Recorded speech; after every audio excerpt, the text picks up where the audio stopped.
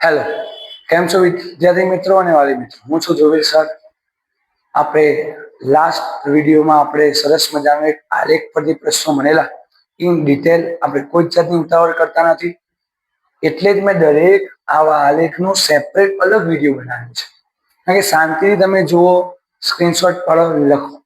Okay, આજે એના પછીનો આલેખ જોવાનો છે. Let's start. જોઈએ. તમને કીધું છે અંતર વિરુદ્ધ સમયનો આલેખ આપ્યો છે. આલેખ કંઈક બદલેલો છે. હવે થોડું ઉપર કરું એટલે નીચે તમને વ્યવસ્થિત દેખાય છે. ચલો, હવે બેટા અહીંયા આ બાજુ બધું અંતર પરીક્ષામાં આવે અહીંયા લખી દેવાનું, નીચે બધું સોરી. આમાં કોઈ તકલીફ બેટા નહીં. હવે આગળ તમને શું કીધું એ આપણે ફોકસ કરીએ બેટા. જો કયા સમયગાળા દરમિયાન કોણ એટલે પદાર્થ સ્થિર બેટા સ્થિર હોય. તો એનો મતલબ શું? સ્થિર હોય એનો મતલબ, ધારો કે મારો પિરિયડ 8 થી 9, 8 થી 9. હવે 10મા ધોરણમાં પિરિયડ હોય તો 8 ને 10 કયા ક્લાસમાં? 10માં. 8 ને 20 10માં. 8:30 10માં. એનો મતલબ હું કેવો હોય એક ક્લાસમાં? સ્થિર હોય. તો હવે જોજો બેટા, અહીંયા એવો કોઈ આલેખ બતાવે છે સ્થિર. કીધે ખબર પડે સ્થિર? તો જો મેં આગળ કીધેલું, જ્યારે પદાર્થ ગલન બિંદુ પહોંચે ને પછી સ્થિર થઈ જાય. જ્યાં સુધી આખી અવસ્થા બદલાય ને ત્યાં આગળ વધે નહીં. તો અહીંયા જો આનો મતલબ કે પદાર્થના અંતર કેવું કાપે? વધુ. અહીંયા પણ અંતર કેવું કાપે? વધુ. અહીંયા અંતર ઓછું કાપે, એટલે કે ઘટાડો થાય. અંતરમાં વધારો હજુ પણ જો અહીંયા કેવો છે? અંતર વધતું નથી. એટલે અહીંયા પદાર્થ એ બી વિભાગમાં કેવો છે? સ્થિર. કીધે ખબર પડે? તો જો અહીંયા ડિટેલ્સ 30 મીટરે છે. 30 મીટર ભૂલી જાઓ, ડીમાં યાદ રાખો. ધારો કે પદાર્થ ડીમાર્ટ પર ઉભો છે. કેટલા સેકન્ડ? 10 સેકન્ડ. ચલો, હવે હું 15 સેકન્ડે જોઉં, અહીંયા નાનો ભાગ પાડું 15 સેકન્ડ, તો બી પદાર્થ ડીમાર્ટ આગળ જ છે. 20 જોઉં તો એ પદાર્થ ડીમાર્ટ પર જ ઉભો છે. એનો મતલબ પદાર્થ કેવો છે? સ્થિર છે. મગજ ચાલ્યું કે ના ચાલ્યું? આ તો આપણી વસ્તુ છે, ઘરની વાત કરવા માટે. ચલો, તો કયા વિભાગ માટે આખો સમય? તો લખવાનું કયા સમયગાળા માટે. તો સમયગાળો અહીંયા A થી 10, B માં 20. તો લખવાનું પહેલાનો જવાબ T બરાબર 10 સેકન્ડથી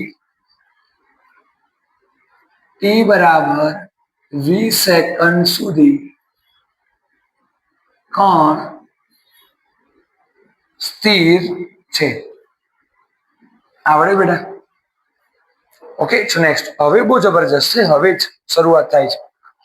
શું કે છે? OA, AB અને BC વિભાગમાં કણના વેગનું મૂલ્ય શું? વેગનું મૂલ્ય એટલે વેગ શોધવાનું, બહુ ઉતરવાનું નહીં. વેગનું મૂલ્ય એટલે વેગ. ચલો, હવે આપણે વેગ શીખવાડો. કશું મગજમારી કરવાની નહીં. જો અહીંયા શીખવાડું છું. પહેલા OA માટે વાત કરું છું. ઓકે, OA માટે અહીંયા લખો, દેખાશે તમને બધાને? ચલો, OA વિભાગ માટે હવે મને કહો, OA વિભાગ એટલે કેટલો વિભાગ? સાહેબ આટલો. જો ગાટું કરું છું, જો દેખાય છે તમને? બહુ શાંતિથી આપણે દોરવાનું. જો OA શું શોધવાનું? વેગ. તો વેગનું સૂત્ર શું? વેગ બરાબર સ્થાનાંતરના છેદમાં સમય. હવે હું આને થોડું અહીંયા લખી દઉં, એવું તમને ડિસ્ટર્બ ના થાય. હવે સાહેબ સ્થાનાંતર આપ્યું છે કોઈ જગ્યાએ? આખા આલેખમાં જોજો બેટા, શોધજો. નથી આપી, પણ બેટા યાદ હોય તો સ્થાનાંતર અને અંતર બે ભાઈઓ છે. આવું જ્ઞાનગોત વાળાને જ ખબર હશે. તો કેમ ભાઈઓ છે એ જાણવું હોય તો આવો જ્ઞાનજોતમાં ઇન ડિટેલ જાણવું પડે. એના માટે ઇન ડિટેલ આ બધું 11 સાયન્સ ફિઝિક્સ છે બેટા. પણ તમે નહીં ખબર હોય કદાચ, જોજો અહીંયા સ્થાનાંતર એટલે જ બેટા અંતર. કેમ? સ્થાનાંતર ને અંતર બે ભાઈઓ છે. ભાઈઓ જાણવું હોય તો આવું પડશે જ્ઞાનજ્યોતમાં, પણ અત્યારે ખાલી કહી દો સ્થાનાંતર ખાલી સદિશ રાશિ છે, ત્યારે અંતર ખાલી અદિશ રાશિ. એટલો જ ફરક છે, બાકી બે ભાઈઓ જ છે, એકના લગ્ન થયા છે, એકના લગ્ન નથી થયા, બસ. સ્થાનાંતર એટલે અંતર. હવે કામ કરો, આગળના વિડીયોમાં કરેલું એ જ. સ્થાનાંતર એ જ અંતર. શું કરવાનું?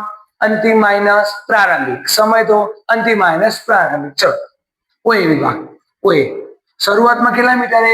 0 મીટરે. પહોંચ્યો કેટલા મીટરે? 30. તો મને કહો, આ પ્રારંભિક સ્થાન, આર્યુ અંતિમ. તો બોલો 30 માઇનસ 0 થઈ ગયું. બસ. સમય શરૂઆત પ્રારંભિક, પહોંચ્યો 10 અંતિમ. 10 માઇનસ 0, 30/10 ઉડી ગયો 0. 3 મીટર પ્રતિ સેકન્ડ. આ તમને વેગ મળી ગયો. મીટર પ્રતિ સેકન્ડ થઈ ગયું. લો, કશું છે નવું લે. ચલો બીજો એબી વિભાગ માટે. ચલો એબી વિભાગ માટે. ચલો અહીંયા લખું એબી વિભાગ માટે સૂત્ર વેગનું વેગ બરાબર સ્થાનાંતરના છેદમાં સમય. હવે ખબર પડે સ્થાનાંતર એ અંતર. સ્થાનાંતર આપ્યું નથી, આપણે અંતર જ લેવું પડે, આગે બે ભાઈઓ છે. ચલો હવે એબી આ બધું પૂછે. એબી વિભાગ છે એક અહીંયા. એનું શરૂઆત ક્યાંથી કરી? ભાઈ અહીંયા 30. પહોંચ્યો ક્યાં? 30. 30 માઇનસ 30 સમય. શરૂઆતનો સમય. હવે મને આ પ્રારંભિક સમય, આ છેલ્લે લે અંતિમ સમય. અંતિમ માઇનસ પ્રારંભિક 20 માઇનસ 10 ઉપરનું 0 એટલે જવાબ તમારો 0 મીટર પ્રતિ સેકન્ડ. આ તમારે શું આવી ગયું? ખબર પડી જાય બેટા. ચલો હવે કહો બીસી વિભાગ. અહીંયા લખી દો. બીસી વિભાગ માટે પછી સ્ક્રીનશોટ શાંતિથી પડી જાય. વેગ શોધવાનું સૂત્ર લખો બેટા. વેગ બરાબર સ્થાનાંતરના છેદમાં સમય. કયો વિભાગ? એટલે બધું આપણે પૂછી દેવાનું છે. બી સી ક્યાં છે? અહીંયા એક અહીંયા છે. આ વેગમાં વધારે ફટાફટ પટ. હા, હવે શરૂઆત ક્યાંથી? અહીંયા અંતર માપવા. એટલે 30 થી 30 પ્રારંભિક. પહોંચ્યો ક્યાં? સી એટલે અંતિમ. તો અંતિમ માઇનસ પ્રારંભિક 50 માઇનસ 30 સમય માટે બધું નીચે જવાનું. બી નો સમય શરૂઆત 20 થી છેલ્લે ક્યાં પહોંચ્યો? આ લાઈન જોજો 50. 30 માઇનસ 20 ઉપર કેટલા આયા? 20. નીચે કેટલા? 10 ઉડી ગયા. 2 મીટર પ્રતિ સેકન્ડ. અહીંયા શું આવે? આવડે કે ના આવડે બેટા? સરસ મજાનું છે. એકદમ ઇન ડિટેલ, ડાયરેક્ટ જવાબ નહીં, સાબિતી આપી મેં તમને બધા. ઓકે બેટા? ખાસ બેટા તમારા વિદ્યાર્થી મિત્રોને તમે શેર કરજો. કોઈ એવું નહીં કહું તમે સબસ્ક્રાઇબ કરજો, લાઈક કરજો, કમેન્ટ નહીં બેટા. મારે તો જે વિદ્યાર્થી મિત્રો ગામડાના છે, જે વિદ્યાર્થી મિત્રોને વિકાસ અસાઇનમેન્ટ આવે છે, જે નથી આવતું, કારણ કે આ વસ્તુ કેવું છે કોઈ પણ સ્કૂલમાં પૂછાય છે, તો કરશો તો તમને ફાયદો. ખાસ તમારા ઓળખીતા મિત્રોને શેર કરજો આવું ઇન ડિટેલ ભણવા માટે. બાકી તમે ઘણા બધા વિડીયો જોતા હશો, સીધું આપી દીધું હશે, એમાં ગોખવાનું પડશે. અહીંયા એકદમ સમજાવો, પછી આવા કોઈ પણ આલેખ આવડે તમને આવડી જ જશે.